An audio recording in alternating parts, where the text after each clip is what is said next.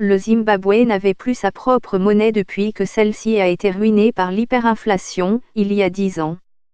L'économie n'est plus dans la spirale inflationniste, mais le pays subit encore les graves pénuries de nourriture, de médicaments et de carburant.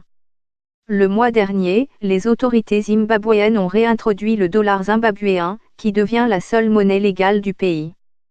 Le Zimbabwe veut vendre ses réserves d'ivoire. La crise économique plombe l'ambiance de Noël au Zimbabwe selon le ministre des Affaires étrangères, Sibusiso Moyo. Cette mesure a permis de stabiliser l'économie.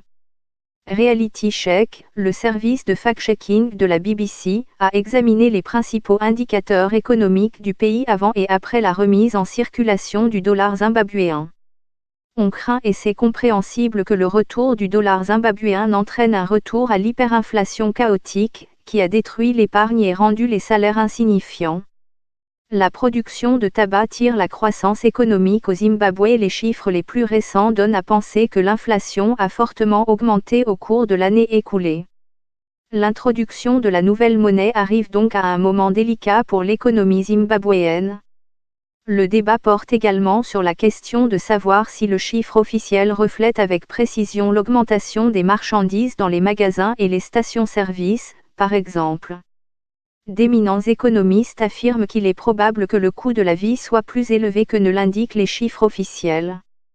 La nouvelle monnaie a perdu de sa valeur par rapport au dollar américain depuis son introduction, le 24 juin. Mais tout effet positif sera probablement compensé par des importations plus coûteuses, ce qui entraînera de nouvelles pressions inflationnistes sur l'économie. La faiblesse de la monnaie devrait avoir un impact sur l'ensemble de l'économie, car les importateurs ont du mal à accéder à des devises étrangères comme le dollar américain pour acheter des marchandises à l'étranger. À plus long terme, le gouvernement a réduit ses dépenses depuis octobre dernier et affiche maintenant un excédent budgétaire, ce qui, selon lui, indique une amélioration de l'économie. On craint que les travailleurs gagnent désormais moins à cause de l'inflation et la perte de valeur de la monnaie locale par rapport au dollar américain.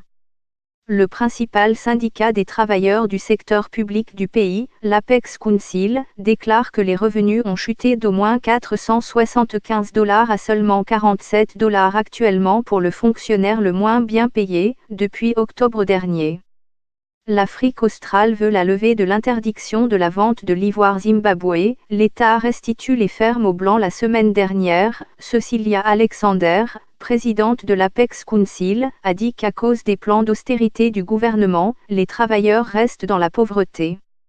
Les syndicats ont toutefois convenu d'un paiement unique de $400 zimbabwéens, $45 US, pour chaque travailleur en juillet.